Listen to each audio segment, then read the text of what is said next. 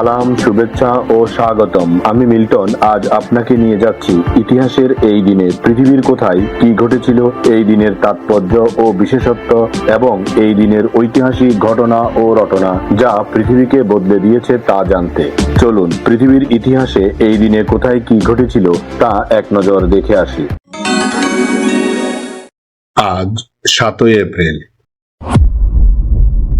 প্রথমেই পৃথিবীর ইতিহাসে এই দিনের আলোচিত, সমালোচিত এবং বিখ্যাত সব ঐতিহাসিক ঘটনা ও রটনা জেনে নেই। 1795 সালের 7ই এপ্রিল ফ্রান্স প্রথমবারের মতো মিটারকে দৈর্ঘ্যের একক হিসেবে প্রাতিষ্ঠানিকভাবে গ্রহণ করে। এটি ছিল বিজ্ঞানের ইতিহাসে এক বিশাল বিপ্লব, যা পরিমাপের ক্ষেত্রে সারা বিশ্বে একটি অভিন্ন মানদণ্ড তৈরির পথ প্রশস্ত করেছিল। বৈজ্ঞানিক নির্ভুলতা নিশ্চিত করতে এই উদ্যোগটি আধুনিক মেট্রিক পদ্ধতির ভিত্তি হিসেবে কাজ করেছে। 1948 সালের 7ই এপ্রিল জাতিসংঘ কর্তৃক বিশ্ব স্বাস্থ্য সংস্থা বা ওয়ার্ল্ড হেলথ অর্গানাইজেশন WHO আনুষ্ঠানিকভাবে প্রতিষ্ঠিত হয়। বিশ্বের প্রতিটি মানুষের সর্বোচ্চ স্বাস্থ্যসেবা নিশ্চিত করা এবং সংক্রামক ব্যাধি নিয়ন্ত্রণে আন্তর্জাতিক সমন্বয় সাধনের লক্ষ্যে এটি নিরলস কাজ করে যাচ্ছে। স্বাস্থ্য সচেতনতা বাড়াতে প্রতি বছর এই দিনটি বিশ্ব স্বাস্থ্য দিবস হিসেবে পালিত হয়। 1971 সালের 7ই এপ্রিল এই দিনটি ছিল বাঙালির মহান স্বাধীনতা যুদ্ধের 13তম দিন। এই দিনেই বাংলাদেশের স্বাধীনতা যুদ্ধের ইতিহাসে একটি বীরত্বপূর্ণ ও কৌশলগত দিন ছিল। এদিন দক্ষিণ পশ্চিমাঞ্চলে বীর বাঙালি মুক্তিযোদ্ধারা পাকিস্তানি বাহিনীর বিরুদ্ধে তীব্র প্রতিরোধ গড়ে তোলেন। বিশেষ করে কুষ্টিয়া ও যশোরে পাকিস্তানি সেনাদের অগ্রযাত্রা রুখে দেওয়ার জন্য মুক্তিকামী জনতা ও ইপিআর সদস্যরা সম্মুখ যুদ্ধে লিপ্ত হন। এই দিনে কুষ্টিয়া শহরকে পাকিস্তানি দখলদার মুক্ত করার লক্ষ্যে মুক্তিযোদ্ধারা ব্যাপক আক্রমণ চালান এবং এক পর্যায়ে শহরটি পুনরায় নিয়ন্ত্রণে নিতে সক্ষম হন, যা ছিল যুদ্ধের শুরুর দিকের একটি বড় জয়। 1973 সালের 7ই এপ্রিল স্বাধীন বাংলাদেশের প্রথম জাতীয় সংসদের প্রথম অধিবেশন শুরু হয়। সংবিধান অনুযায়ী নির্বাচিত প্রতিনিধিদের অংশগ্রহণে এই অধিবেশনটি বাংলাদেশে গণতন্ত্রের প্রাতিষ্ঠানিক যাত্রা এবং আইনের শাসনের এক নতুন যুগের সূচনা করেছিল। রাষ্ট্র গঠনের পথে এটি ছিল একটি অন্যতম গুরুত্বপূর্ণ পদক্ষেপ। এবার জেনে নেই এই দিনে জন্ম নেওয়া কিছু কিংবদন্তি ও অসাধারণ মানুষের কথা। ইংরেজ রোমান্টিক ধারার অন্যতম প্রধান কবি উইলিয়াম ওয়ার্ডসওয়ার্থ 1770 সালের 7ই এপ্রিল জন্মগ্রহণ করেন।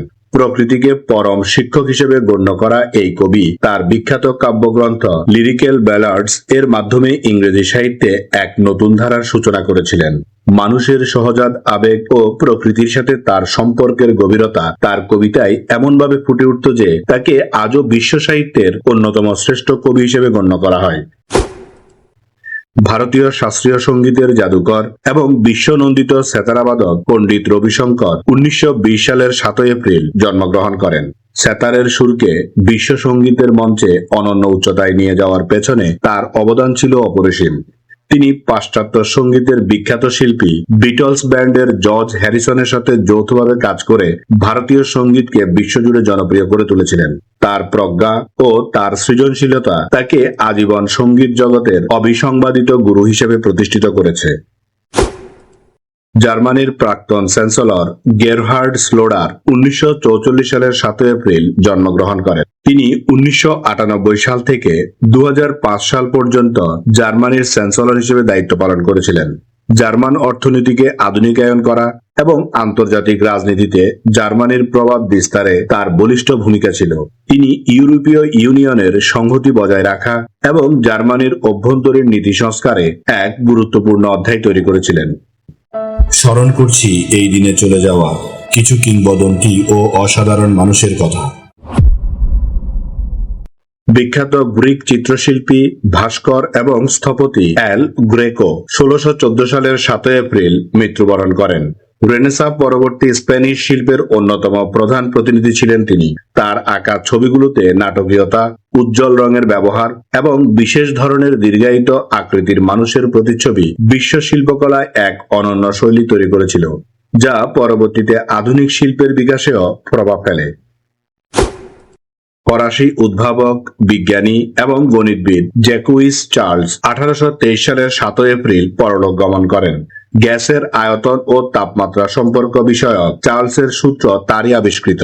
পাশাপাশি তিনি প্রথম হাইড্রোজেন ভরা বেলুন তৈরির অন্যতম পথিকৃৎ ছিলেন, যা বায়ুমণ্ডলের প্রকৃতি জানতে বিজ্ঞানীদের অনেক সহায়তা করেছে।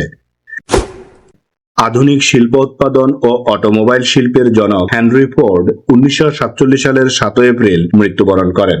অ্যাসেম্বলি লাইন পদ্ধতির প্রবর্তনের মাধ্যমে তিনি গাড়ি উৎপাদনকে সাধারণ মানুষের ক্রয় ক্ষমতার মধ্যে নিয়ে এসেছিলেন, যা বিংশ শতাব্দীর শিল্প বিপ্লবের রূপরেখা বদলে দিয়েছিল।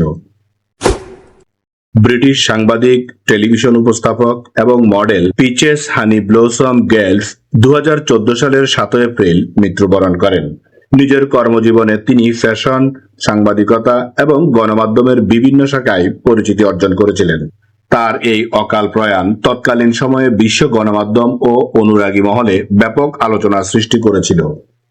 এবার এই দিনের বিশেষ দিবস ও উৎসবের গল্প শুনি। আজ বিশ্ব স্বাস্থ্য দিবস। বিশ্বের প্রতিটি মানুষের সর্বোচ্চ স্বাস্থ্যসেবা নিশ্চিত করার লক্ষ্যে প্রতি বছর 7 এপ্রিল বিশ্ব স্বাস্থ্য দিবস পালন করা হয়। 1948 সালের এই দিনে বিশ্ব স্বাস্থ্য সংস্থা WHO প্রতিষ্ঠিত হয়েছিল, আর সেই ঐতিহাসিক মুহূর্তটিকে স্মরণীয় করে রাখতে 1950 সাল থেকেই এই দিনটি আন্তর্জাতিকভাবে পালিত হয়ে আসছে।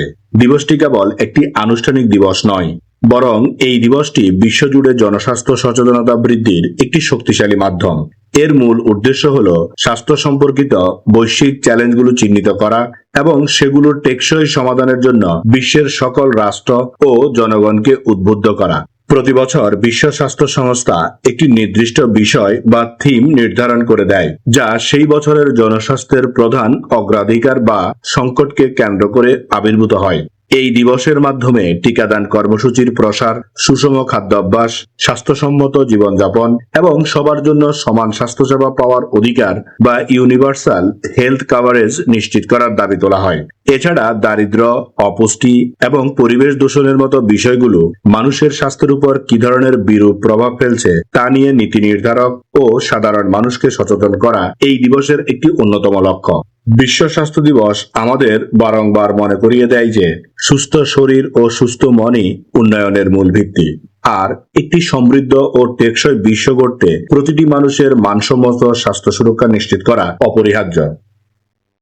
এই দিন আমাদের জীবনের ঐতিহাসিক, প্রাকৃতিক, শৈল্পিক, সাংস্কৃতিক, সাহিত্যিক, রাজনৈতিক, বিজ্ঞান গবেষণা, আন্দোলন, উৎসব, অর্জন, খেলাধুলা, সুখ দুঃখ, হাসি কান্না, আনন্দ বেদনা, পাওয়া না পাওয়া, মায়া মমতা, ভালোবাসায় ভরা সুখকর স্মৃতিময় একটি সুন্দর দিন।